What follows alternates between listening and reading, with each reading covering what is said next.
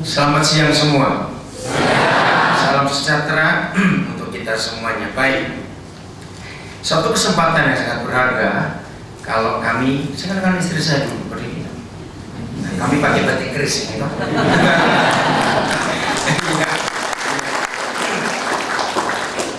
Saya itu pakai batik sejak tahun 80-an. Sampai hari ini tidur pun saya pakai batik. Saya itu tidak punya baju yang lain, batik terus.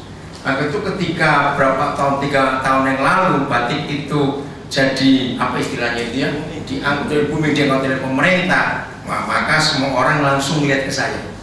Karena saya itu pakai batik sudah, jadi kemana saja ya nggak ada kecuali batik. Batiknya batik keris Pak. Kebanyakan, sekarang nggak pakai banyak. Iya, kan dulu kan belum kenal sama Pak Jarno. Saya sudah kenal gitu. Jadi nanti kalau Bapak Ibu ketemu saya di jalan di mana, jangan takut untuk nyapa saya. Ya, banyak orang nganggap saya ini Mario Teguh. Oh ya, jangan, bukan, tapi sebenarnya. Jadi kemana saja saya itu jalan, orang itu pasti nganggap saya itu Mario Teguh. Ya, kebetulan mungkin mirip sih ya, mirip. Oke. Tapi kok ada dua nggak pakai batik, kenapa? Kok ada dua nggak pakai batik, saya cuma tanya saja. Kok nggak pakai batik, kenapa? Masih dicuci? Enggak biasa. Oh ada 3, satu lagi di sini. Oh ada 4 di belakang juga. Oh 5 di sana. Ada 1. Oke, nggak apa-apa, saya cuma intermezzo saja. Oke. Saya akan mulai dengan kalimat ini. Maaf. Membicarakan apa saja, maka orang tidak akan lupa menunjuk kata sukses. Saya ulangi lagi ya, bicara tentang apa saja, maka orang akan bicara tentang sukses. Kata sukses itu menjadi kata hari-hari yang orang selalu sebut. Apalagi di zaman seperti sekarang ini, ketika hidup itu penuh dengan persaingan. Saya ingin tanya dulu, kira-kira Ibu Bapak saja setuju kata ini? Betul tidak? Nah, kata sukses sekarang ini itu menjadi kata yang sangat menekan dan membebani kehidupan. Saya ulangi lagi. Kata sukses sekarang ini menjadi sebuah kata yang sangat menekan dan membebani kehidupan. Karena persaingan jadi tidak sehat dengan ukuran sukses, maka manusia dipaksa untuk menjadi konsumerisme. Siapa yang pernah dengar kata hedonisme? Orang selalu bicara materi, materi, materi, materi. Pepatah Jawa sangat tepat, maaf bagi yang tidak Jawa. Ojo dume, tapi teko seliro. Kalau semua kita menggunakan falsafah hidup itu enggak kemurungsung, hidup itu enggak dibawa kepada emosi dan hawa nafsu yang tinggi.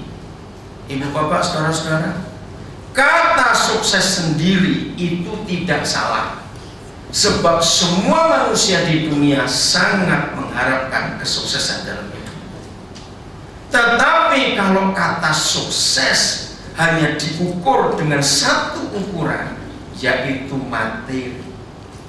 Maaf, saya berikan kalimat yang sangat tidak baik. Manusia yang mengejar kesuksesan hanya dengan nilai materi, catat kata ini baik-baik, maka orang itu sedang bunuh diri pelan-pelan. Saya ulangi kalimat ini. Kalau sukses itu ukurannya materi,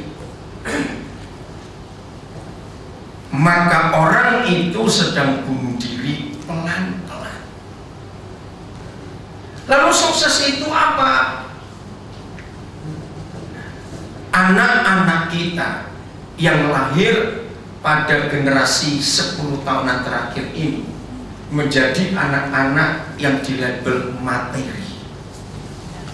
Penampilan, merek baju, gaya hidup, ya. Lalu alat-alat yang dipakai sebagai komunikasi itu jadi ukuran. Bayangkan orang-orang yang dalam tanda kutip tidak sukses karena mereka nggak punya materi, anak-anak itu jadi tertekan. Orang tua pada zaman ini harus betul-betul mulai menyadarkan anak-anak. Jangan tiap hari bapak ibu pulang ke rumah selalu marah-marah pada waktu nggak punya uang. Kalau anak-anak kenal ayah ibunya selalu marah-marah kalau nggak punya uang, maka anak-anak sudah punya label uang di otaknya. Jadi kalau aku besok besar, aku harus kaya, aku harus punya banyak uang. Kalau tidak, kayak bapak ibuku suka marah-marah. Kira-kira ya atau tidak? Maaf ya, jangan tersinggung. Sampai kucingnya pun bisa hafal. Yo serius, saya pernah meneliti itu. Kucing itu kan sensitif, betul enggak? Kalau dia dengar yang punya kucing pulang, kucing itu ngelirik sebentar. Dia dengar cara jalan dan suara. Kalau jalannya halus-halus, suaranya baik, kucing mikir lagi duit-duit. Sedang punya uang, kucing tetap tidur di situ nggak goyah. Tapi kalau dia dengar majikannya pulang, kedua, terus buka pintu juga, muat teriak-teriak, kucing langsung meloyor cari kolong meja, sebab dia tahu lagi orang duit-duit. Maka itu kucing takut kalau ditendang juga. Nah, kalau hidup ini ukurannya uang atau mati, betapa sengsaranya hidup ini. Catat kata ini, sukses yang diukur dengan materi itu artinya orang itu sedang bunuh diri pelan-pelan. Saya mengutip sebuah kata, sebuah kalimat, saya nggak tahu siapa yang punya kata itu. Orang yang miskin itu belum tentu tidak sukses. Kenapa? Kalau dia miskin secara materi, tetapi hidupnya bahagia sekali, rukun bersama istri, suami, anak, maka orang itu sukses atau tidak? Sukses dalam kebahagiaan. Nah, ada orang yang kaya secara materi, wah bisa tiap minggu keluar negeri, tapi dia miskin tertawa. Jadi artinya apa? Kaya secara materi, tapi miskin tertawa. Kalau senyum, balik lagi. Bisa bayangkan kalau senyum kayak begitu, nggak bisa tulus dari hatinya. Jadi orang itu uangnya banyak, tapi dia miskin apa? Miskin bahagia. Kita semua mengenal ada raja yang sangat bijaksana pada zaman dulu, namanya Raja Sulaiman. Kita pasti tahu itu. Baik, karena dalam beberapa agama Raja Sulaiman dikatakan Raja Sulaiman ini raja yang sangat bijaksana, sangat berhikmat, sehingga dalam kisah pada masa itu rakyat itu sejahtera karena keadilan dan kebijaksanaan. Satu hari ributlah dua keluarga yang memperebutkan anak. Ada dua bayi, milik dua keluarga yang berbeda. Satu keluarga punya satu bayi, satu keluarga lagi punya satu bayi, dan mereka ini dekat sekali. Tadinya baik hubungan itu, entah karena apa, salah satu bayi itu mati. Nah, yang satu itu jahat. Dia berkata, ini anakmu yang masih hidup. Nggak bisa, anakmu yang sudah mati, ini anakmu. Wah, ribut. Tidak ada yang bisa, dulu kan nggak ada tes DNA, jadi nggak tahu ini anaknya siapa. Lalu dalam kisah itu dibawalah masalah ini ke Raja Sulaiman. Dengan hikmat dan kebijaksanaannya, Raja Sulaiman memberikan sebuah cara. Nah, ini yang penting dalam hidup. Oke, daripada kalian ribut, Al-Qajo, bawa pedang yang tajam. Daripada dua yang kuat yang ribut, belah jadi dua yang sama, kasih satu-satu. Aman bukan? Nah, ketahuan nggak? Mana ibu palsu, mana ibu yang benar? Betul? Itu hikmat yang luar biasa. Nah, ibu bapak, saudara-saudara, untuk menjadi sukses itu nggak cuma diperlukan skill, kepintaran, kepandaian, tidak, tapi hikmat. Hikmat itu sangat penting dalam hidup kita. Hikmat itu tidak bisa dapat di sekolah manapun juga. Ilmu bisa dipelajari lewat sekolah, tapi hikmat itu tidak. Nah, di dalam semua kesulitan hidup kita, maka jangan sekali-kali uang segala-galanya. Saya ulangi lagi, dalam kesulitan hidup kita, jangan pernah uang itu jadi segala-galanya. Hapus betul-betul di benak kita bahwa uang itu segala-galanya. Tidak. Ada banyak fakta dalam hidup sekarang ini, walaupun kita mulai jarang menemukannya. Maaf kalau saya tanya ini ya, coba itu jangan pelajaran. Siapa yang punya kenalan, siapa punya tetangga, secara materi mereka nggak banyak, tapi hidup mereka itu rukun, hidup mereka itu harmonis. Mereka bisa merasakan kata cukup dalam hidupnya, dan itulah orang kaya di dunia ini. Itulah orang kaya kita. Lalu apa yang disebut kata sukses dalam hidup ini? Maka kata sukses dalam hidup ini cuma satu. Kalau hidup ini bisa berguna buat orang lain. Saya minta ibu bapak catat kata sukses dalam nilai yang benar itu tidak dinilai berapa banyak kekayaan yang kita punya, tapi hidup ini bisa bermanfaat dengan orang lain. Ada dampaknya tidak? Itulah sukses.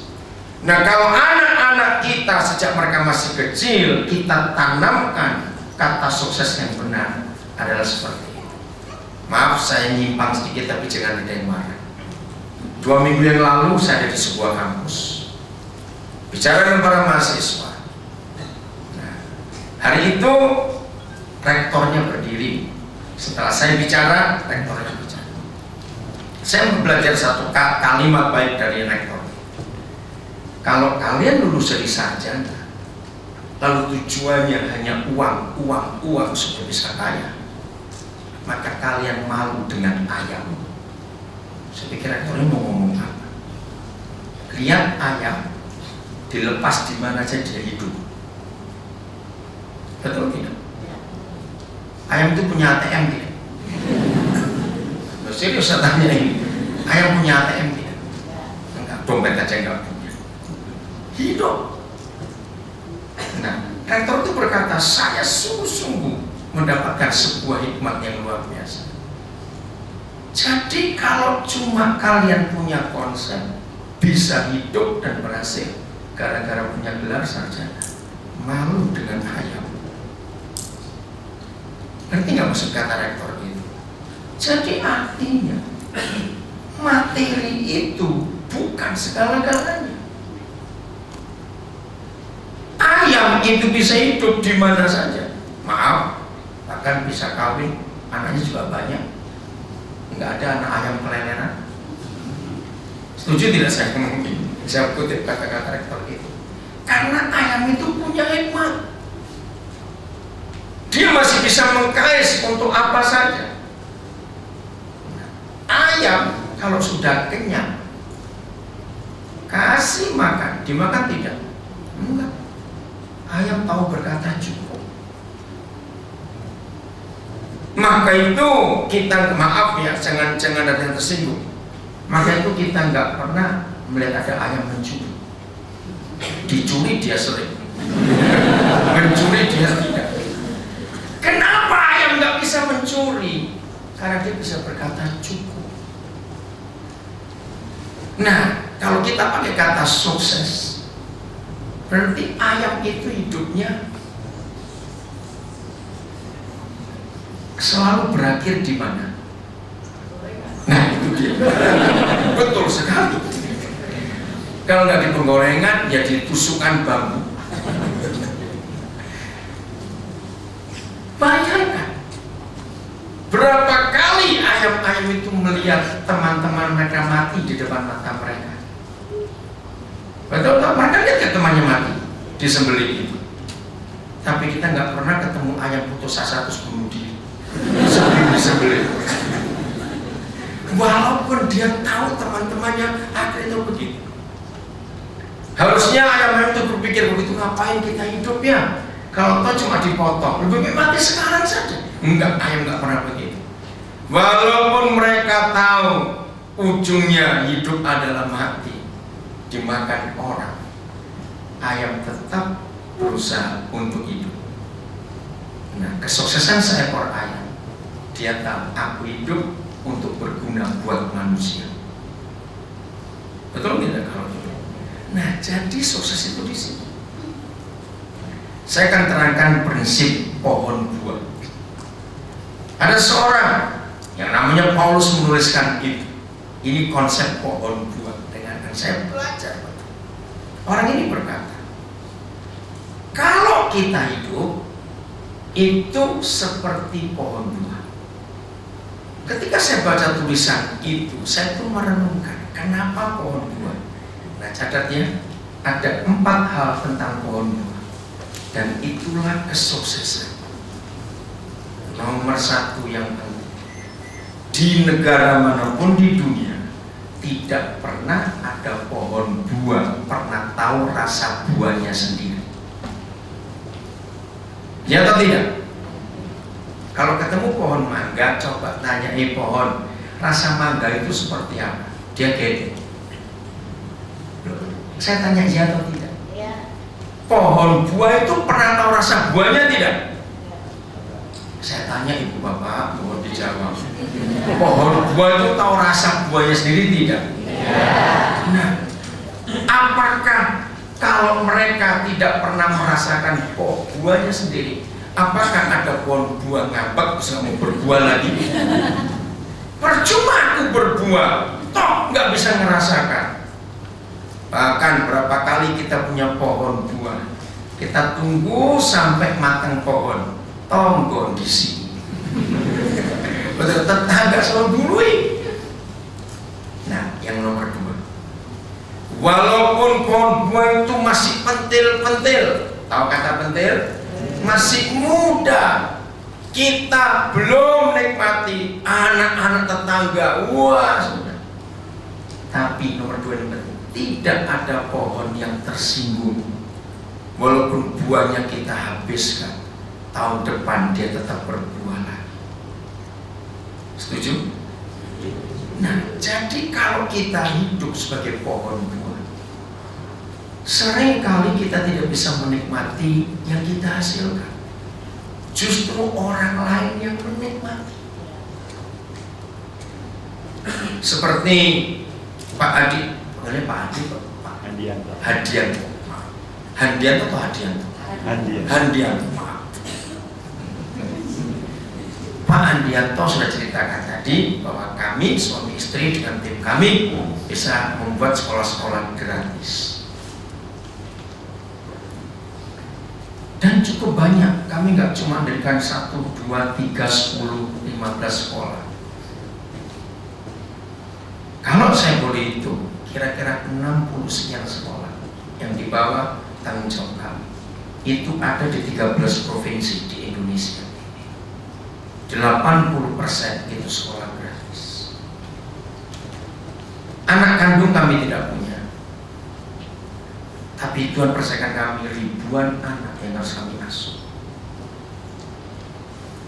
Kenapa kami bisa buat itu? Karena kami sudah jadi pohon buah. Hasil yang kami peroleh karena kami hidup itu dinikmati oleh orang lain.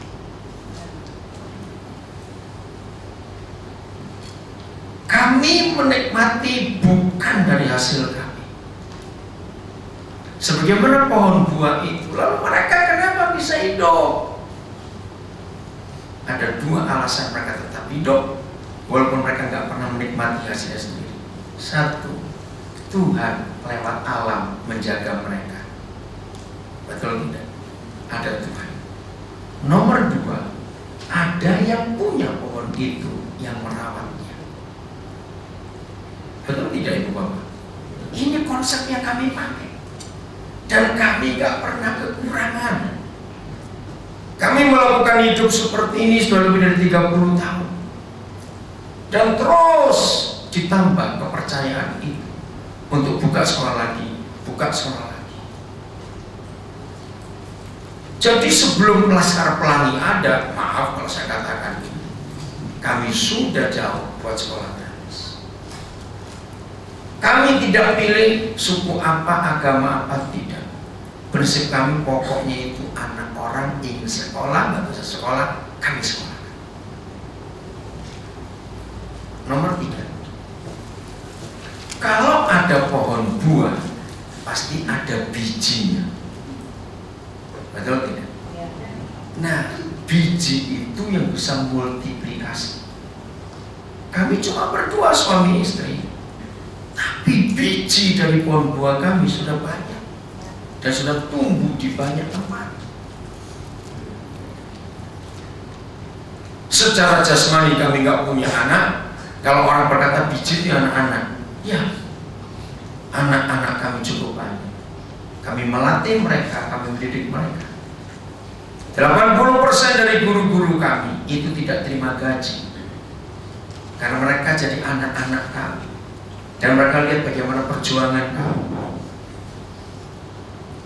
Jadi inilah kesuksesan. Kalau kita hidup ini bisa bermanfaat buat orang lain, ada kebahagiaan yang tidak bisa dikatakan dengan kata-kata. Setiap kali saya harus hadir di wisuda anak-anak itu yang bukan anak-anak, ada satu kepuasan yang gak bisa dibeli dan diganti dengan apapun juga. Saya nyekolahkan anak orang ini sebelum buka sekolah ini. Saya nyekolahkan anak orang pertama kali itu tahun 81.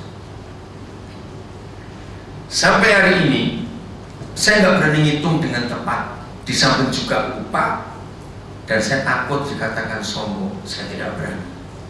Siapa kita berani ngelawan yang lebih atas dari kita? Setuju? Saya ngomong ini. Siapa kita? Nah, saya nggak berani. Tapi kira-kira saya sudah meluluskan dari tahun 81, saya nyekolahkan anak itu. Kira-kira sudah 380 sekian S1. Dan setiap tahun itu tambah, seperti tahun ini yang sudah resmi saya sekolahkan tahun ini yang masuk S1 18 anak. Dari 300 sekian itu yang lulus S1, saya sudah meluluskan 39 S2. 2 tahun ini kami merasa sedih dan menyesal. Kami tidak bisa menyekolahkan anak masuk kedokteran. Tahun ini 2 anak kami diterima kedokteran, terpaksa saya batalkan. Karena jadi dokter sekarang mahalnya luar biasa. Begitu sedih melihat bangsa kita. Negeri masuk kedokteran sekarang itu 150 juta. Negeri. Tadi waktu kami masih makan dengan Ibu Adianto, kami dapat telepon. Ya, yang satu saya pertahankan. Salah satu anak itu diterima di UPH kedokteran. Untuk masuk UPH kedokteran itu 500 juta. Tapi anak ini dapat jalur prestasi. Saya hanya bayar 110 juta. Tapi saya tawar dulu untuk nyicil. Karena itu nggak bisa ditawar lagi. Itu sekolah bergengsi. Sekarang ini kampus terbaik ya kampus ini. Nah, tadi saya dapat telepon, saya diberi kesempatan untuk bisa bayar 50 juta. Sisanya ngangsur. Saya bilang, baik, saya akan ambil. Saya sudah meluluskan 11 dokter umum, 2 spesialis. sedih melihat bangsa kita ini. Kalau sekolah dokter begitu mahal, berarti tahun-tahun ke depan kalau ada orang miskin di Indonesia sakit, tinggal tunggu mati saja. Nah, betul tidak sih? Mau berobat bagaimana? Saya nggak ngerti pemerintah kita mau bawa bangsa ini kemana. Kami bisa meluluskan 3 doktor S3, 1 dari Gajah Mada, 2 dari Brawijaya. Sekarang yang kuliah kedokteran masih ada 2. Oh, dokter S3 masih ada 2. Yang ngambil S1 jadi 18, yang masih baru masuk. Yang masih sekolah saya belum hitung. Yang ngambil S2 masih ada 4 orang yang sedang berlanjut sekarang. Coba ibu bapak bayangkan, sebulan berapa pengeluaran kan? Dan nggak cuma itu. 10 tahun yang lalu, tahun 2001, saya ke Gorontalo. Tiba-tiba saya dipojokkan untuk beli sebuah rumah. Saya pertama pikir, kami tinggal di Papua, ngapain beli rumah di Gorontalo? Ya udah, karena sudah digiring sampai ke situ dan kami boleh nyicil. Juni kemarin sudah lunas rumah itu. Cuma saya belum sempat ngurus ke sana. Nah, dari rumah di Gorontalo, Tuhan beri kami kesempatan bisa beli rumah di Manado, di Kalimantan Barat, Kalimantan Timur, di Papua kami bisa beli banyak rumah. Bukan kami yang nempati. Sombong betul, cuma 2 orang setiap jam ganti rumah tidur. Sombong betul. Nah, untuk apa rumah-rumah itu? Saya cuma cerita. Ibu bapak, kami punya prinsip begini dalam hidup. Dari seorang yang bernama Lukas kami belajar. Kata pulang. Saya beritahu. Kalau kita bawa anak-anak kecil kita ke tempat pesta, acara masih ramai, musik masih ribut, makanan, permen, jajanan, balon-balon, pelembungan itu, balon, meriah sekali. Kalau anak-anak itu sudah capek, hanya perlu 1 kata, orang tua harus tunduk pada si raja kecil. Kata apa? Mulai pulang, bujuklah sampai doble, bujuklah sampai berbusa mulut ini. Mau nggak mereka tinggal? Tidak. Nah, kata pulang itu yang menarik sekali.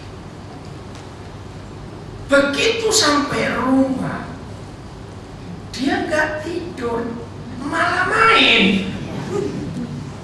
Ibunya yang jengkel, sebab ibunya masih mau rame-rame di sini. Kalau tahu begitu, kenapa kamu tadi minta pulang? Ayo, ya atau tidak? Nah, saudara tahu nggak betapa hebatnya sebuah kata pulang? Coba saya beri pertanyaan. Apa yang muncul di benak ibu bapak kalau ada seorang manusia selama hidup tidak pernah bisa berkata dia orang yang menderita sekali. Nah, ketika rumah di Gorontalo bisa saya beli 10 tahun yang lalu dan berlunas bulan Juni kemarin, saya panggil salah satu anak saya, dia orang Batak, namanya Linson Sitorus, karena dia adalah seorang pengacara di kota itu.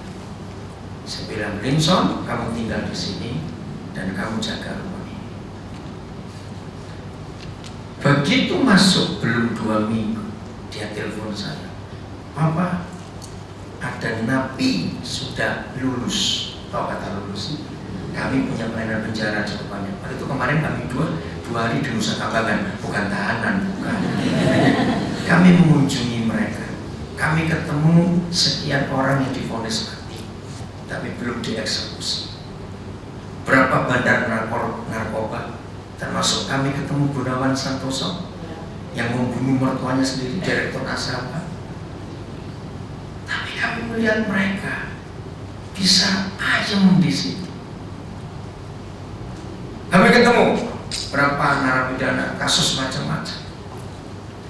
Kami punya, nah Lincoln ini telepon saya, Pak, sudah lulus, sudah bebas, tapi dia nggak bisa pulang, sebab dia dari pulau yang lain. Boleh nggak tinggal di rumah itu? Saya bilang pada dia, kalau Papa bisa beli rumah dan nggak mungkin kami dengar, justru itu yang membuat orang bisa berkata, aku pulang sekarang. Aku.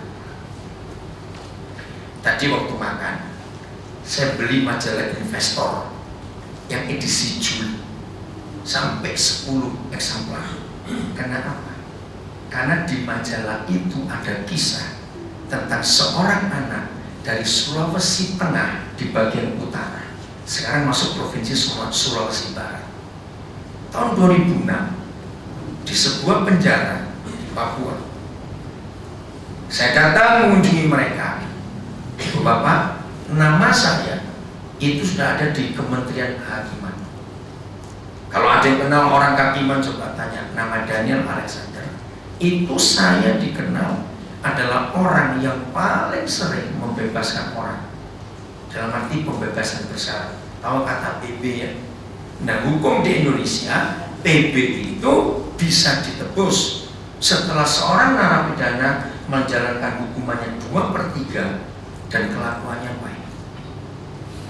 Dan biasanya keluarga yang nebus, dan itu mesti bayar. Dihitung berapa tahun, lalu dipotong. Cukup banyak potongnya 60%, saya cuma bayar 40%. Tapi kalau kasusnya berat, tanyalah mau bisa jutaan juga bayar itu. Nah, itu risikonya tanda tangan sampai masa tahanannya bebas. Kalau orang ini ada apa-apa, yang nanggung ini yang masuk. Maka itu ini bedanya apa sih orang keluar rumah sakit dan keluar penjara? Bedanya apa? Masa nggak tahu? Keluar rumah sakit disambut rame-rame, keluar penjara sampai nyampe, warga pasti. Nah, jadi saya suka itu. Suatu kali salah seorang dari petugas Kementerian Kehakiman mencari saya, kira-kira itu 4 tahun yang lalu atau 5 tahun yang lalu. Saya kan kaget di telepon, saya pikir salah apa saya? Kenapa waktu itu masih Departemen Kehakiman? Ya akhirnya saya datang. Begitu datang, ternyata mereka itu hanya ingin tahu siapa saya ini, kenapa nama ini yang sering masuk untuk tanda tangan PB. Maka itu mereka curiga. Begitu mereka lihat saya, mereka kaget. Saya nggak tahu kagetnya kenapa, saya juga tidak tahu. Dan mereka tanya, saya agama apa? Saya bilang, Pak, Bapak-bapak, agama itu masing-masing. Yang saya buat, pokoknya manusia yang bisa saya tolong, saya tolong. Nah, saya kembali pada anak ini, namanya Jan Artinus Baru. Itu tahun 2001, 2006, 2001. Saya lihat dia di dalam LP. Saya minta izin kepada penjaganya, pengawasan, boleh nggak saya minta waktu untuk ngomong.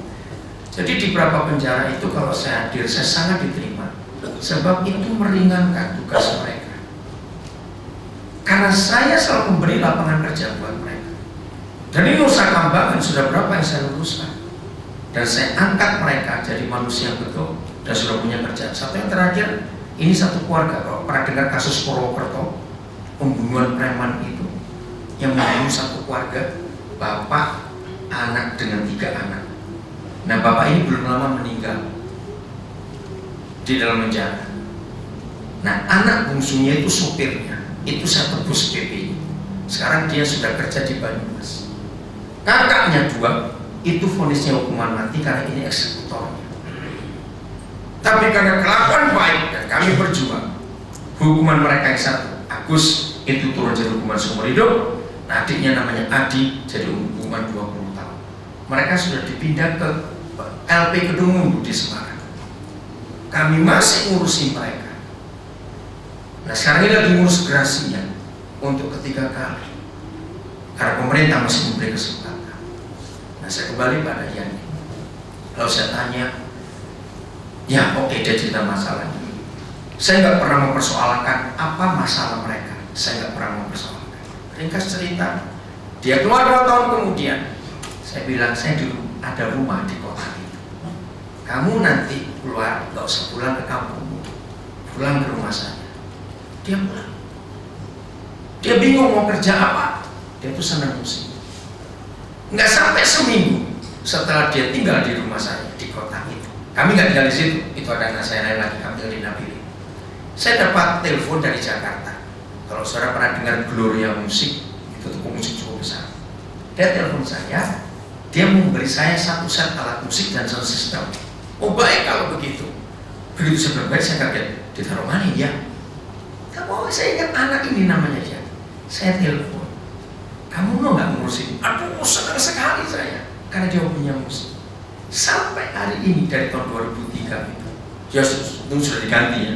Jadi semua acara di kota itu, kalau pro sound system, kalau pro alat musik, untuk acara apa saja, terakhir Golkar buat acara Natal Nasional, maka dipakai sound system ini. Anak ini sekarang luar biasa. Dia sudah menikah. Waktu menikah saya melamar.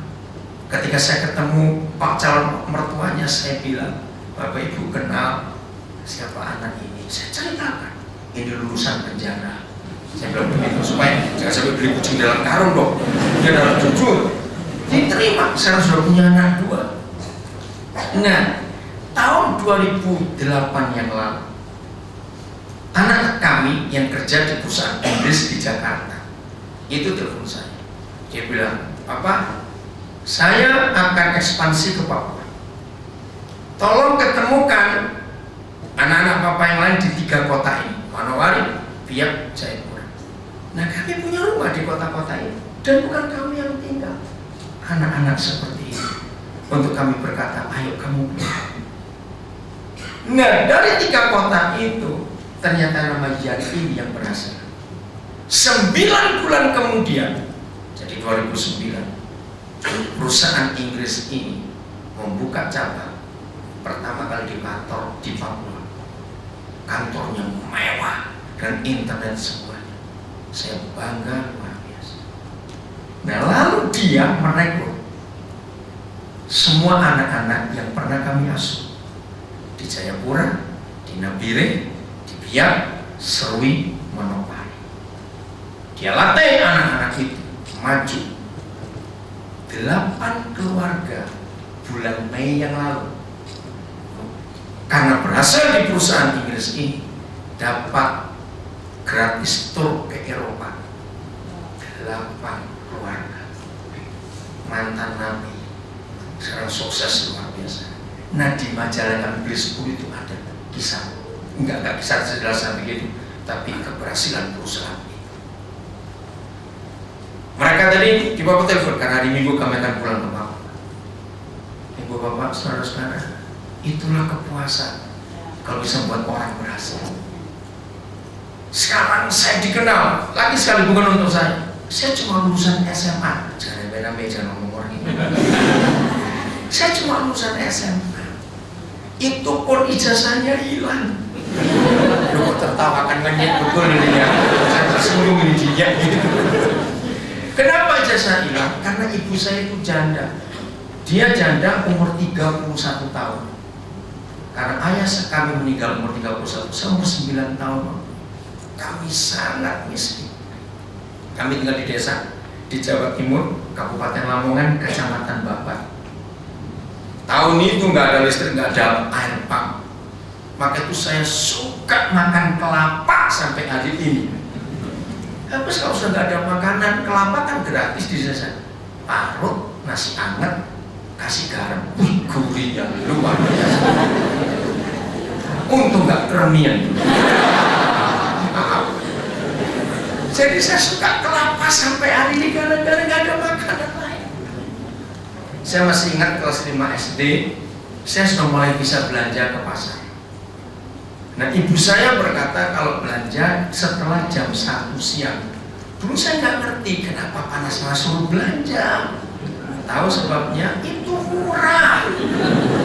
Sebab sudah layu semua sayur-sayur itu. Saya baru ngerti. Nah, akhirnya bakul-bakul pasar itu kasihan lihat saya, sering dikasih. Karena dia juga bawa pulang.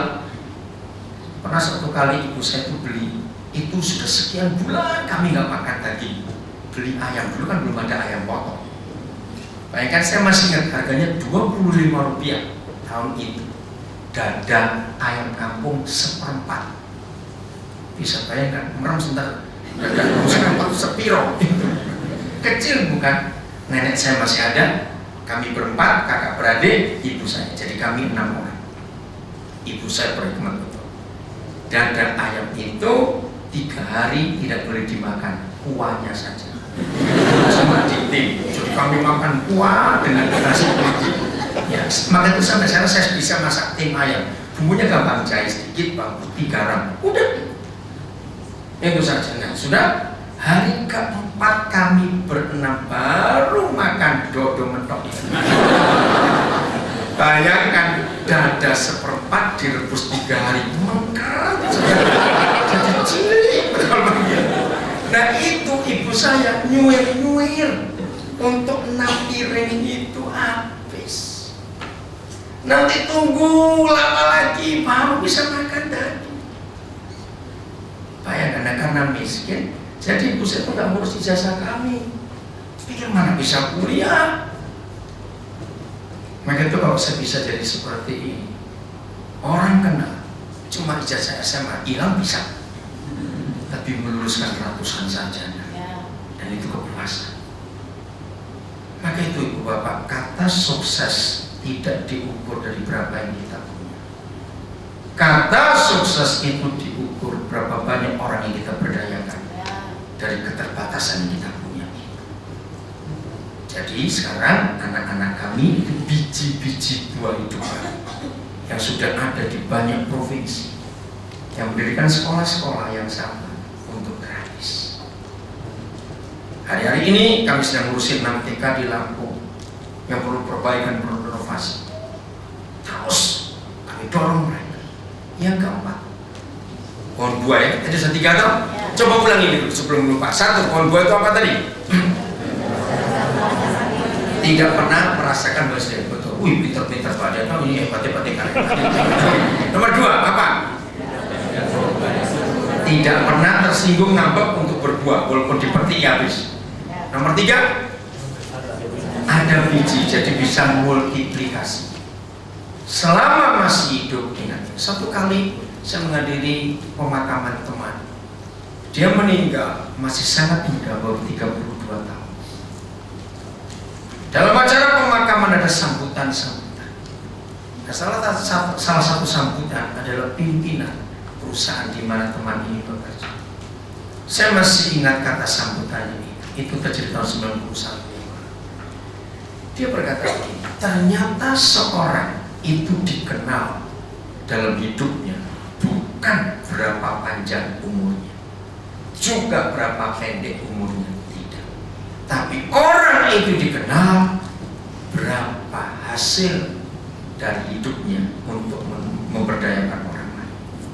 Lalu sebelum pemakaman berlangsung, maka biodatanya dibacakan. Saya kagum, walaupun dia masih muda, umur 30 lebih baru awal, tapi di perusahaan itu dia dikenal sebagai seorang yang sangat berjasa buat banyak orang. Sampai air mata saya keluar. Lalu kesimpulannya, maaf, jangan tersinggung ya, jangan tersinggung. Saya diperoleh apa sih? Untuk apa hidup sampai umur 84, 96, tapi ngurus soipok? Tahu kata itu? Hidup menyusahkan orang. Sejodoh umur mati yang cepat wes. Belum betul enggak? Di mana tua sampai umur segitu panjang, tapi hidupnya nggak pernah membahagiakan orang lain. Setuju tidak kalau saya ngomong ini walaupun kasar? Maka itu pohon buah itu diukur dari berapa banyak buahnya dinikmati oleh orang lain. Nah, yang keempat ini penting. Pohon buah nggak pernah pasang iklan. Betul? Lihatlah, sudahlah sekaya-kayanya seseorang, ya. Kalau pas lewat satu jalan kelihatan ada mangga, pohonnya buahnya penuh, pohon durian buahnya penuh, atau pohon apalagi yang jeruk atau belimbing atau apa. Kalau pohon itu sedang berbuah, nggak ada perlu pasang iklan, yang lewat pasti noleh. Betul? Pasti noleh. Kenapa noleh? Ayo, kenapa noleh? Tertarik. Ada yang menarik. Ajari anak-anak kita untuk hidup seperti itu. Berbahagialah kamu anak-anakmu kalau teman-temanmu sekolah itu bisa noleh ke hidupmu. Berarti ada sesuatu dalam hidupmu yang dimiliki teman-teman. Berbahagialah kamu anak-anak kalau dalam hidupmu teman-temanmu datang untuk bisa minta nasihat walaupun kamu masih muda. Didik anak-anak kita sejak masih kecil punya nilai moral yang bukan karena materi. Suatu kali ada seorang namanya Joel Osteen, dia nulis sebuah buku yang menarik. Suatu hari waktu dia memberi ceramah tentang hidup yang berhasil, maka selesai acara itu ada seorang tunawisma yang tersinggung. Dia berkata kepada Pak Osteen ini, Bapak sangat menghina saya, Bapak sangat merendahkan saya. Apa Bapak tidak melihat saya ini siapa? Pakainya memang beda, saya tahu. Ya tapi kenapa Bapak hanya seperti hanya bicara pada orang yang sukses secara materi, yang berhasil secara pendidikan? Masa Bapak nggak lihat saya duduk itu? Kan saya paling lain. Dengan lembut Pak Osteen berkata, kamu punya tangan tidak? Wah, mulai agak parah juga. Kamu punya mulut? Kalau enggak saya ngomong pakai apa? Masih marah. Oke. Kamu punya kaki? Ya ini, saya datang ke acara ini kan karena saya dengan kaki saya. Sabar. Sekarang pergilah ke kelompok yang sama-sama tunawisma itu. Enggak usah beri apa-apa karena kamu enggak punya apa-apa. Tapi kamu punya mulut, hiburkan mereka. Kamu sudah dengar apa yang saya ajarkan tadi.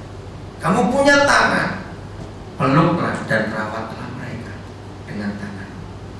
Nah, dengan kakimu, bawalah tanganmu dan bawalah mulutmu sejauh kamu bisa berjalan. Nangkap nggak pesan moral itu? Jadi sukses itu nggak perlu diukur dari materinya. Maaf, jangan tersinggung ya, saya ngomong ini. Menurut saudara, orang pelit itu orang kaya atau orang miskin? Gak usah ragu-ragu. Jujur jawab, saya punya jawaban.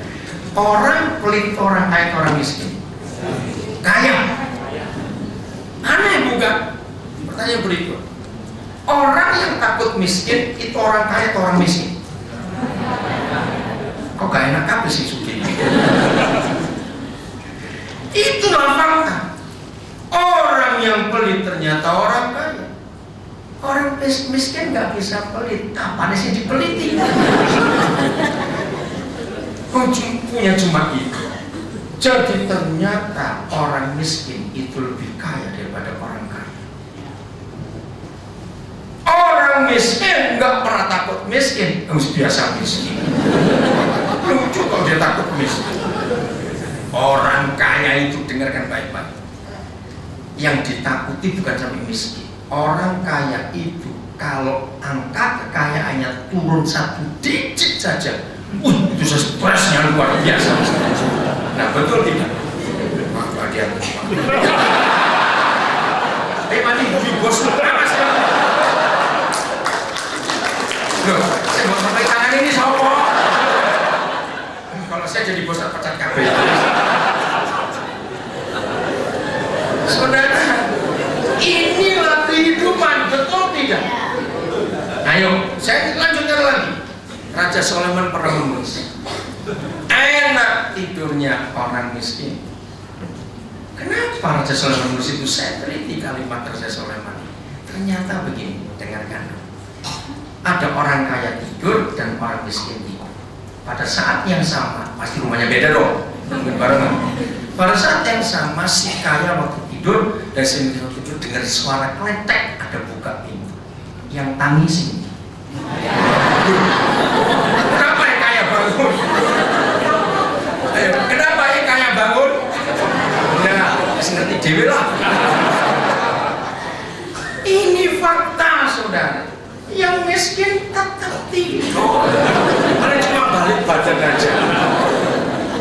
Kenapa? Nah, makanya itu jangan pengen jadi wong sugih. Serius saya berkata, sukses itu bukan karena mati. Saya banyak ketemu orang kaya, makan rame-rame, asin nggak boleh, manis nggak boleh, terus makan apa? Lumayan uangnya banyak, saudara. Makan bubur disaring bisa. Aduh, ngenes sekali ini. Maka itu ingat ya, sukses bukan karena mati. Kalau hidup ini seperti pohon buah tadi, orang itu bisa noleh ke kita tanpa iklan. Setuju? Itulah kebahagiaan yang luar biasa. Suami istri dengan tempat tidur kita, ya, tempat tidur kita. Ada seorang penulis yang saya baca, tempat tidur kita itu tahta keemasan bagi keluarga. Saya beri contoh. Siapa masih ingat? Kalau sekarang anak-anak masih kecil bagus. Lihat anak-anak. Mengapa anak-anak itu paling suka ribut, bukan ribut bertengkar, rame main di tempat tidurnya bapak ibunya? Jauh atau tidak? Aneh bukan? Walaupun mereka punya kamar sendiri. Kenapa begitu tahu bapaknya pulang, duduk, wah sudah. Biasanya ibunya yang cerai-cerai. Terus mereka diganti kamu cerai, itu biasanya. Karena anak itu nggak tahu ada apa. Tapi ini fakta. Begitu ayah ibu sedang ada masalah berdua, nggak usah teriak-teriak, anak pun nggak tahu. Tapi kalau kita dua lagi nggak beres, ingat tempat tidur kita jadi sepi. Anak-anak bisa merasa mereka nggak boleh naik ke situ. Jawab iya atau tidak? Aneh sekali. Nah, dari peristiwa itu saya pun mempelajari ada apa di tempat tidur suami istri ini. Ternyata saya pakai kata aura, ya. Percaya nggak ada kata aura ya? Setiap manusia punya aura, bukan? Agak sulit ya, sesuatu yang keluar. Ya, kalau bahasa Jawa howone gitu. Ya, dan ada sesuatu dari dalam diri. Orang yang baik, maaf jangan tersinggung, anjing saja tahu. Lu serius? Dunia ini hanya punya dua binatang yang bisa mencium aura orang jahat dan orang baik, anjing dan angsa. Betul? Pernah tahu? Tahu nggak? Anjing dan angsa. Dua binatang ini paling hebat penciuman. Maka itu seahli-ahlinya seorang maling sudah profesional. Tiap kali dia mau maling dia pasti tegak, pasti tolak. Nah, angsa dan anjing itu mencium aura itu. Kalau dalam bahasa ilmiahnya adrenalin. Maka itu saya anjurkan, kalau lagi dikejar anjing jangan lari. Makin lari makin dikejar. Sebab aura ketakutan muncul. Nah, anjing pikir ini orang jahat, diuber malah. Tenang. Nah, bayangkan saudara, aura itu ada di hidup kita. Maka itu anak-anak juga itu makhluk yang sensitif. Coba yang anak-anak masih bayi dulu. Maka itu dulu orang-orang tua ngajar kita salah. Kalau ada bayi malamnya rewel, cerewet, biasanya bilang, oh kembung. Enggak, yang kembung bapak itu. Nah, kenapa bapak itu? Dengarkan, ternyata bayi-bayi itu merasa kalau ayah ibunya lagi nggak benar, lagi jengkel, itu anak gelisah. Betul tidak? Gelisah. Nah, aura itu yang bisa keluar di hidup kita kalau kita punya tujuan yang benar soal kata sukses. Selalu ingin membahagiakan orang lain.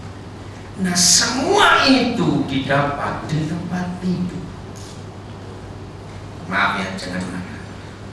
Kalau kita dua suami istri lagi nggak beres di tempat tidur, keluar kamar nih kalau kodok rai gitu. Betul nggak? Jujur ya, jujur suami istri. Kalau kita dua nggak beres di tempat tidur, keluar kamar, anak lagi main di depan pintu kamar. Minggir! Loh, anak itu bingung. Suruh kemana? Ayo ngaku, betul pernah kayak gitu?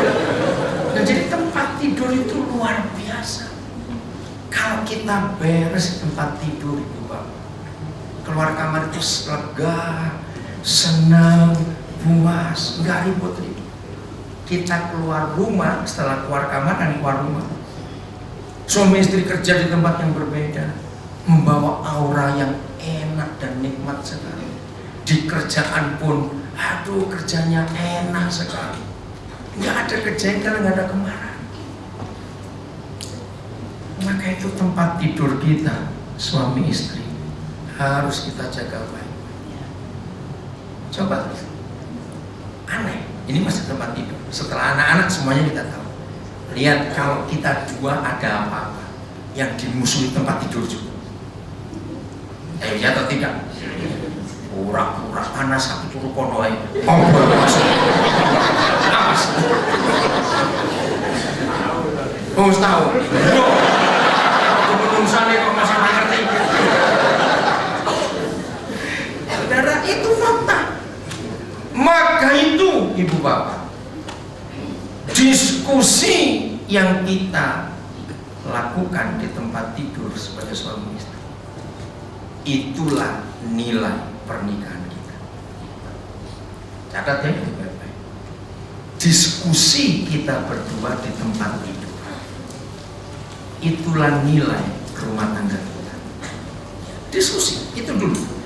Pembicaraan apa saja di tempat tidur sebelum kita tidur, itulah nilai rumah tangga kita. Nangkap nggak maksudnya? Oke, saya beri contoh paling jelek. Rumah tangga yang nggak harmonis, tempat tidurnya sepi, kalah kuburan sepi.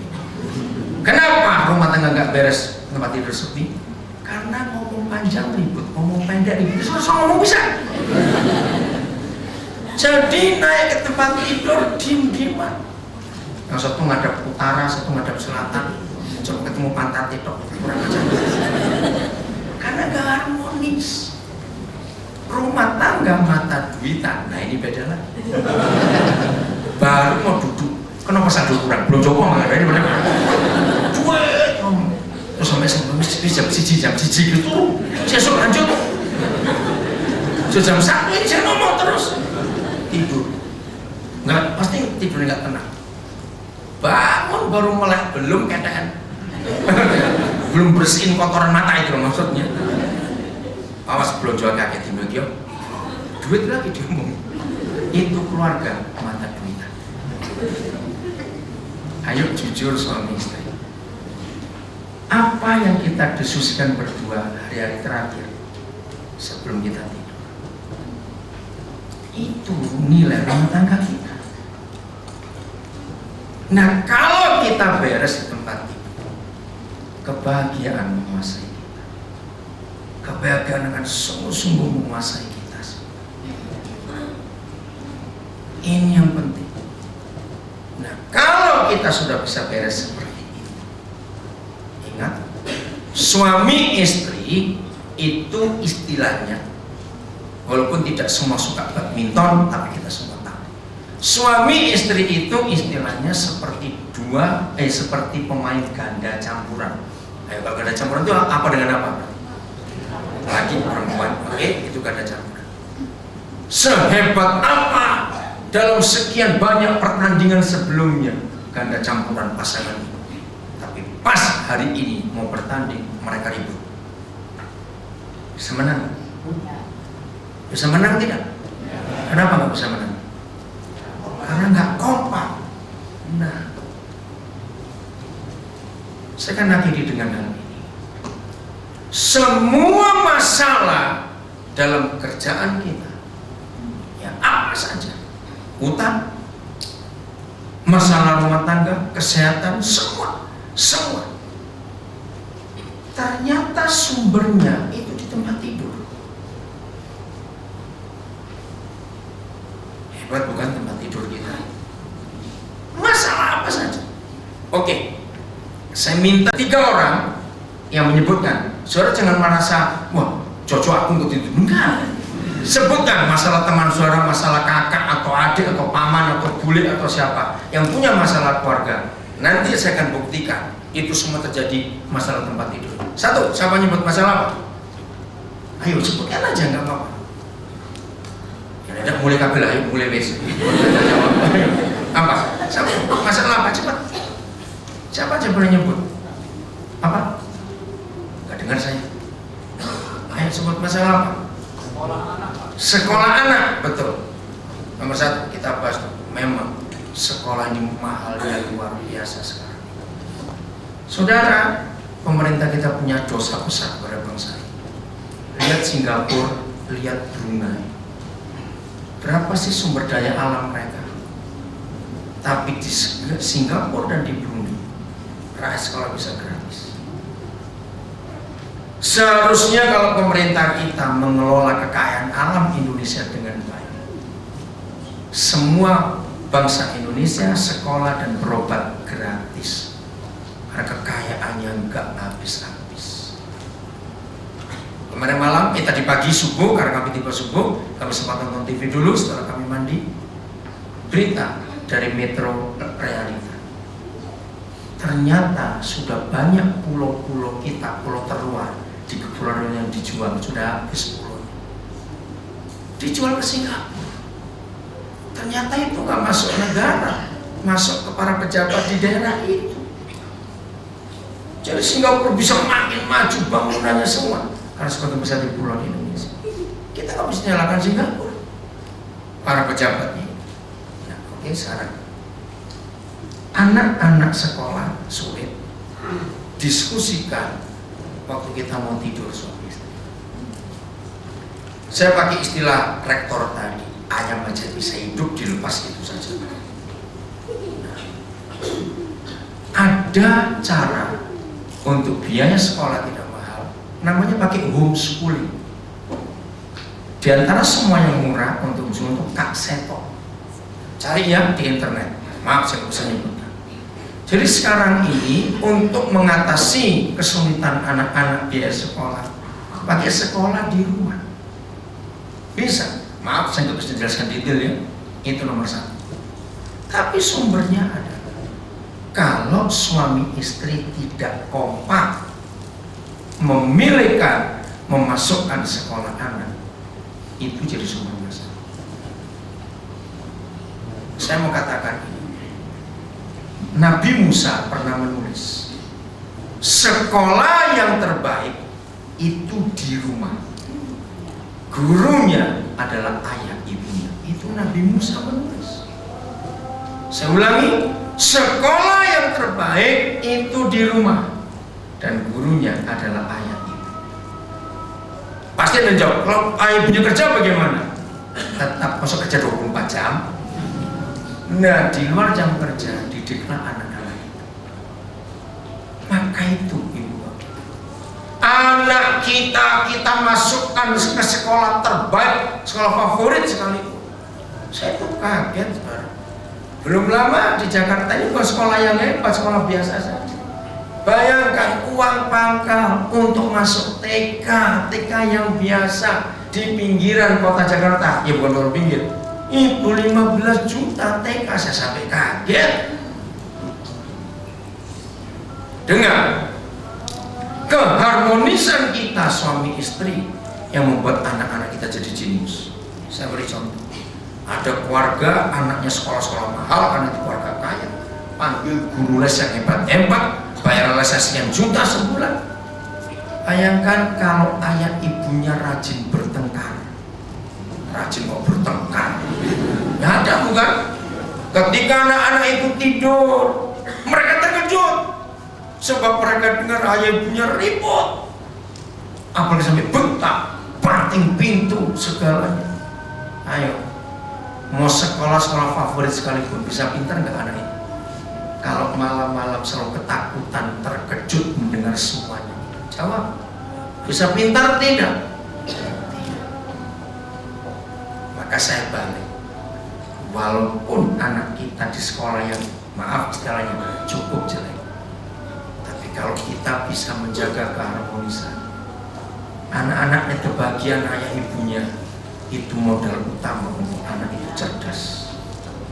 Setuju tidak saya berkata ini? Ya, ayo cepat masuk. Ini dari anak-anak dari Jogja depan sini ada tempat.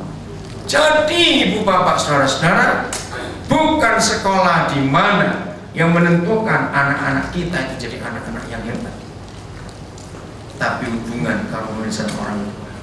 Kompaklah dulu, bicara baik-baik untuk milih sekolah supaya anak-anak kita berhasil. Lalu langkah kedua, belajarlah bisa berkata cukup atas hidupnya. Saya pernah baca satu buku yang cukup bagus. Ditulis bahwa sebetulnya kalau masing-masing kita suami istri bisa mencukupkan sesuai gaji suami, yang gak harus istri bekerja, maka hidup itu gak akan ada masalah. Ingat, bedakan keinginan dan kebutuhan. Beda tidak? Nah, lagi sekali, bedakan antara keinginan dan kebutuhan. Bedanya di mana? Mana yang lebih perlu? Seringkali kita nggak bisa membedakan mana keinginan, mana kebutuhan. Harusnya keinginan itu prioritaskan yang paling akhir, kebutuhan yang kita utamakan. Saya mau katakan ini justru makanan-makanan yang mahal sekarang, kebanyakan itu makanan tidak sehat. Kembali hidup pada masa yang lalu, dari kebun saja. Saudara sadar tidak bahwa manusia ini tidak diciptakan untuk mengkonsumsi daging, catat. Karena kita bukan karnivora, maka itu gigi kita nggak tajam kayak binatang buas pemakan daging. Lambung kita pun tidak diciptakan untuk mencerna daging. Seharusnya orang Jawa, orang Indonesia bangga. Karena saya pernah lama tinggal di Jerman, saya kaget. Tempe generasi ketiga itu patennya milik Jerman. Tempe paten pertama, generasi pertama dan kedua itu milik Jepang. Jadi tempe itu tidak milik bangsa Indonesia, milik orang asing. Karena kita terlambat mematenkan tempe. Ternyata sampai hari saudara situs WHO, ya Badan Kesehatan Dunia saudara buka. Sampai hari ini situs WHO menempatkan ranking pertama dari 10 makanan tersehat di dunia. Itu ternyata tempe. Kaget. Mengapa tempe itu makanan tersehat di dunia? Maka itu dulu kalau bangsa kita tempe gue itu orang merendahkan sekali. Oh sekarang itu mewah sekali tempe itu. Kenapa tempe itu makanan tersehat? Dengan kedelai itu satu-satunya jenis kacang yang Tuhan ciptakan yang gizi dan proteinnya paling bagus. WHO menulis kalau ada orang miskin di dunia ini tapi bisa memberi konsumsi balitanya, anak bawah 5 tahun itu 200 gram saja sehari kedelai itu, mau di tempe, mau di tahu, mau di susu, mau direbus, ternyata itu membuat anak itu otaknya jadi jenius. Tempe saja. Nah, begitu tempe itu kedelai tempe. Begitu kedelai itu dijadikan tempe, kan ada raginya, bukan ada jamur. Nah, jamur tempe itu jamur yang tersehat di dunia sampai hari ini. Jepang yang menemukan paten pertama. Jadi konsumsilah yang sehat. Nggak perlu pakai gorengan, minyak cukup mahal, rebus saja. Berbahagialah manusia kalau bisa meyakinkan anak-anak makanan direbus dan dikukus itu jauh lebih sehat daripada digoreng. Itu murah. Jadi nggak perlu pakai minyak untuk goreng, karena itu nggak sehat buat tubuh kita. Maka itu kenapa sekarang banyak anak-anak muda umur 20 sudah bisa kena darah tinggi, kena stroke, karena konsumsi minyak sejak masih kecil terlalu berlebihan. Nah, jelas Bapak Intan jadi masa sekolah anak diatasi dengan cara itu. Nah, cara yang ketiga, kan ada cara-cara yang lain. Banyak, saya nggak tahu caranya. Ada berapa bank misalnya memberi jaminan atau ada asuransi atau apa, saya tidak tahu. Coba kita pakai cara. Lagi sekali saya pakai kata rektor tadi, ayam saja nggak punya ATM bisa itu. Hikmat, ada hikmat, cara untuk menyiasati semuanya itu. Oke, yang kedua, masalah apa? Nanti keluarga lagi akan jadi jawaban. Ayo sebutkan. Suami istri bekerja. Suami istri bekerja. Ada suara di belakangnya. Hutang. Oke. Suami istri bekerja. Maksudnya bagaimana? Apa yang dia ada kesulitannya suami istri bekerja? Banyak waktu untuk membicarakan keluarganya, sering bilang karena kebutuhan masing-masing.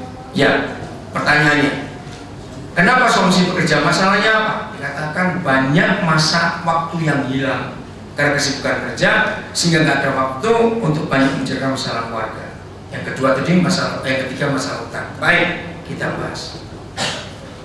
Kekompakan suami istri, tidak ada kejengkelan, nggak ada kemarahan, rasa lega, rasa saling menghargai, rasa saling menerima. Saudara, itu akan membuat produktivitas kerja itu pasti naik. Mari kita ngerti ini. Kita tidak pernah bisa disakiti dengan jarak 3 meter. Masa ada orang nyubit 3 meter? Ngerti nggak ilustrasi ini?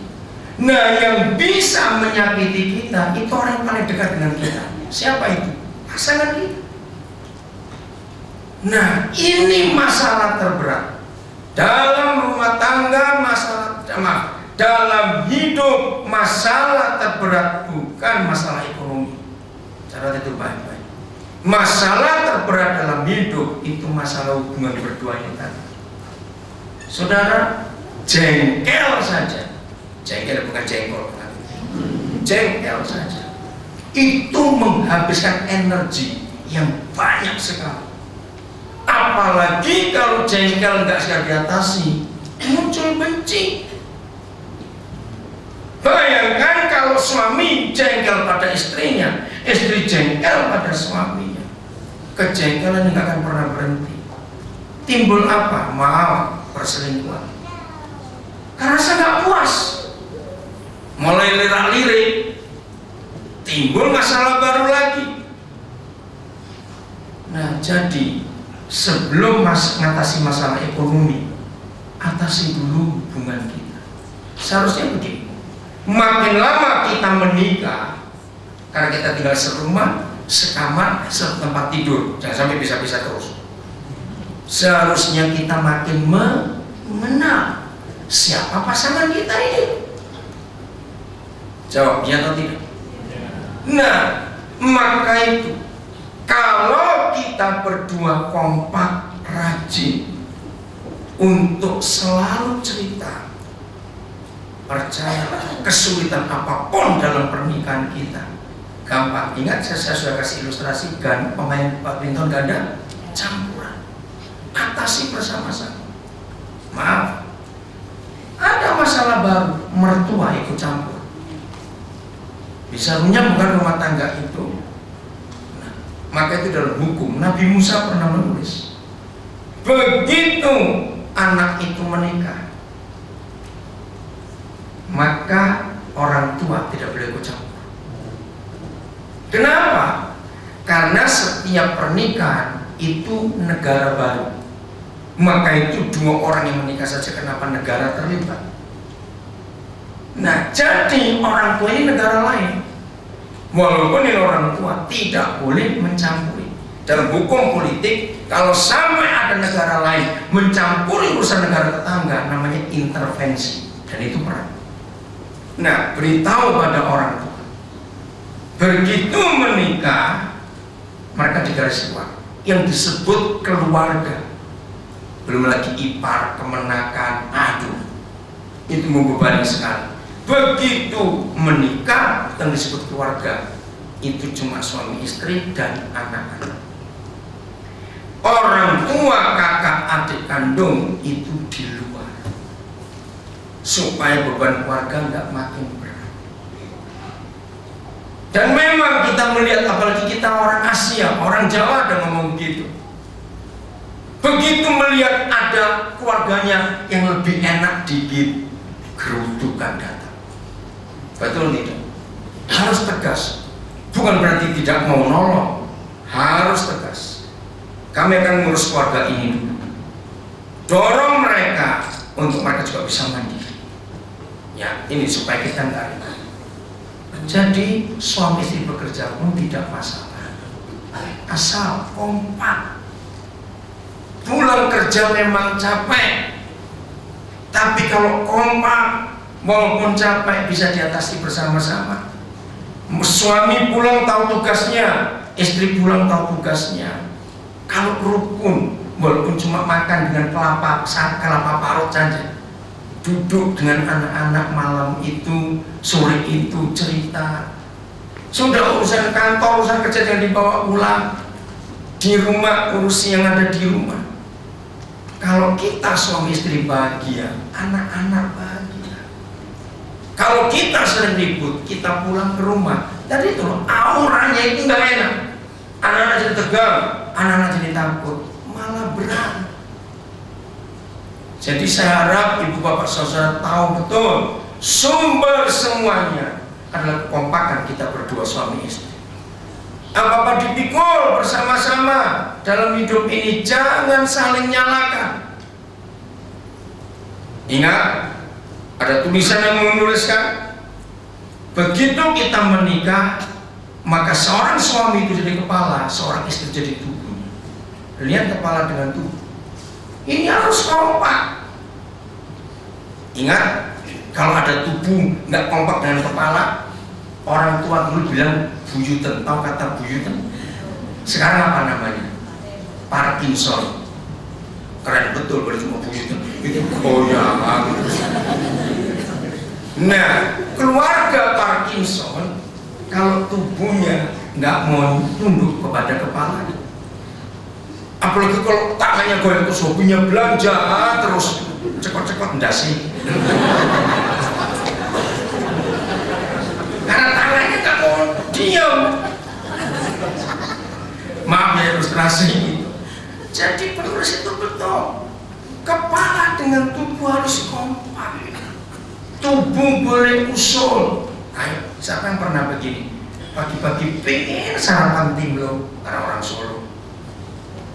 Perutnya pengen timlo, tapi kepala memutuskan, ojo timlo, serong dino timlo terus. Ganti yang lain. Ayo, tubuh ikut atau ngambek? Dia bilang makan ode. Makan ode. Makan sana sendiri. Aku pokoknya mau timlo. Terus begitu kepala sudah mulai kecak-kecak, terus ini perutnya ngancing gitu. Tak mungkin bukan. Nah, kekompakan suami istri. Suami istri pakailah plafon sesuai pemasukan kita. Misalnya begini, saya nggak tahu plafonnya berapa. Pokoknya kalau kita lagi terpisah dan kita lagi belanja, kebutuhan belanja di atas 50.000 harus rundingan, misalnya di bawah 50.000 nggak usah rundingan. Nah, coba masing-masing keluarga memberi plafon itu sehingga nggak saling nyalakan. Pokoknya 50.500 rupiah nggak boleh. Tunggu dulu. Setuju tidak pasangan? Kenapa? Saya mau tanya, saudara tertawa apa ini? Lu serius? Maka itu pakai plafonnya berapa? Nanti maksud itu ya harus dihitung baik-baik sehingga nggak suka ribut. Untuk apa saja? Apalagi sekarang itu banyak kreditan. Zaman sekarang pakai kredit. Sendok ya kredit. Heran. Nah, hati-hati dengan kreditan. Maka itu selalu kompak. Setuju? Juga didik anak, jangan buat anak bingung. Bapak bilang boleh kok, ibu bilang tidak. Nah, bingung tuh anak. Apalagi namanya anak-anak bisa manipulasi, bukan? Cari yang gampang, yang enak. Nah, hati anak dibuat bingung. Akhirnya dari kecil anak miak yang siapa, yang lebih gampang ditiru. Hati-hati gitu. Jadi ibu bapak, kekompakan kita, kerjaan pun akan baik. Masalah pun akan sangat kecil kalau apa-apa kompak, apa-apa kompak. Begitu ada masalah di salah satunya, tenang dulu, ngomong, tunggu istriku atau tunggu suamiku, kami berunding dulu bagaimana cara kami mengatasi masalah ini.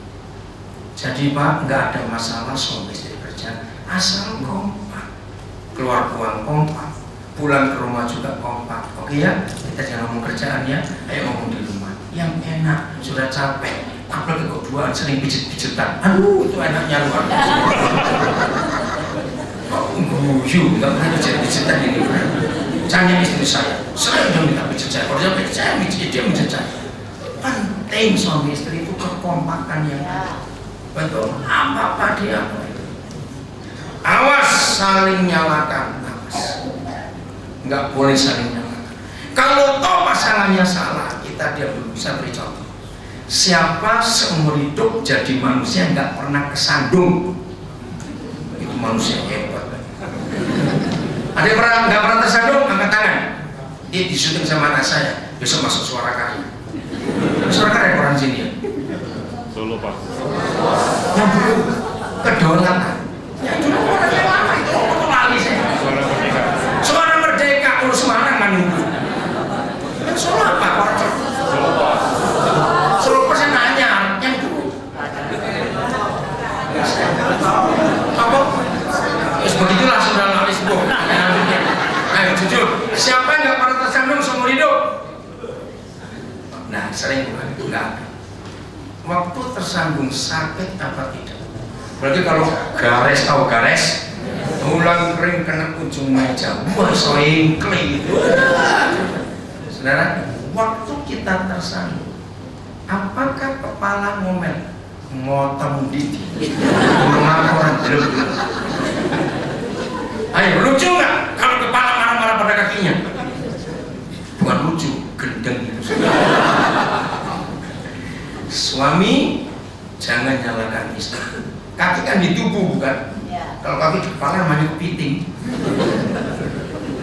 Istri bisa salah, tapi suami nggak boleh nyalakan karena meripat disiram. Betul tidak? Mata itu di kepala sih. Siapa seumur hidup belum pernah kecokot? Bukan dicokot, beda loh saudara. Kecokot gimana? Siapa seumur hidup belum pernah digigit? Ngerti kata kegigit dan digigit itu beda tidak? Oh. Siapa seumur hidup belum pernah kegigit? Ada? Enggak. Sakit nggak?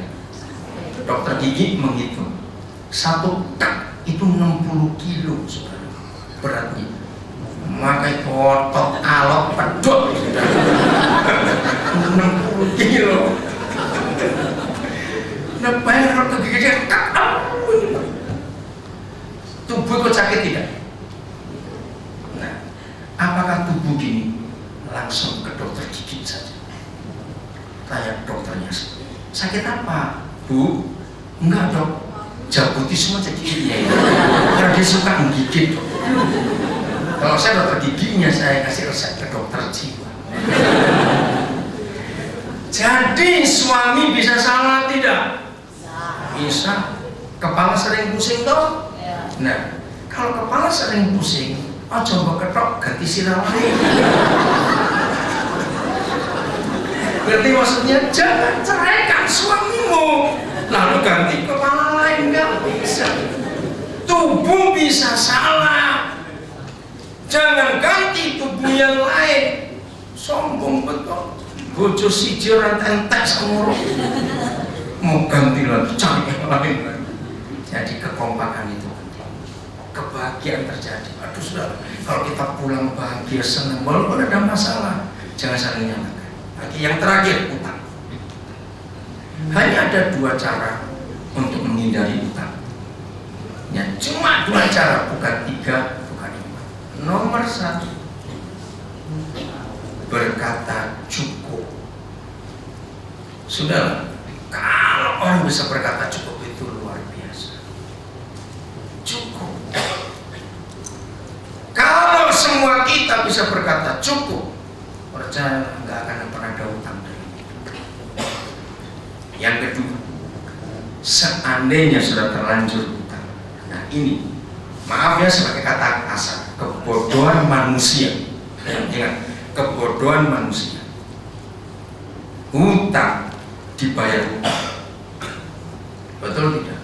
Nggak bisa. Hutang itu nggak bisa dibayar hutang. Jadi kalau hutang kita bayar hutang, jadi double. Betul nggak? Jadi double hutangnya. Itu tambah berat. Buang di benak kita masing-masing. Kata rentenir, atau kata rentenir itu bunganya tinggi. Sudah, kalau kok kepepet ataupun terpaksa, suami istri kompak dulu. Kompaknya bagaimana? Cari mana, nomor 1 ya, ini masih nomor 2 ini. Nomor 1 kekompakan, cari mana kebutuhan kita yang bisa kita kurangi. Misalnya belanjanya biasanya sebulan sekian ratus ribu. Ayo kita potong, beritahu anak-anak kita ada keperluan mendadak untuk kita bisa tahan dengan apa adanya. Nomor 2, belajar untuk menjual apa yang bisa dijual untuk kebutuhan kita. Pokoknya jauhkan kata hutang. Kalau toh harus hutang, berani bertanggung jawab untuk ngitung, sanggup tidak, kalau sampai kepepet. Jadi saya ulangi, hutang bisa diatasi dengan berkata cukup. Hati-hati yang suka iri hati, hati-hati. Iri hati bisa dengan sesama teman, dengan tetangga. Saya punya ilustrasi bagus soal ini. Suatu hari ada suami yang selalu takut pulang sebelum istrinya tidur. Kenapa? Karena sebelum itu tiap kali suami pulang sore, istri pasti ngomong, tetangga beli sofa baru, besok pasti beli. Besok pulang tetangga beli TV baru, minta TV baru. Akhirnya suami takut pulang karena istrinya iri. Jadi kalau dia pulang, tunggu istrinya tidur dulu. Tapi suatu hari suami pulang normal sore, pulang siul-siul, istri bingung, dengarin janur gunung. Kenapa kamu pulang sore-sore? Dengan enteng sekali, tetangga punya istri baru.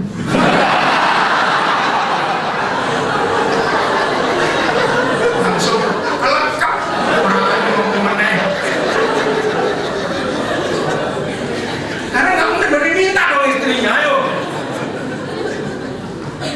Saudara, maka itu keinginan yang berkelebihan itu menjerat hidup kita. Jadi lagi sekali, hutang bisa diatasi kalau kita berkata cukup. Kalau usah terlanjur hutang, jual apa yang kita masih punya.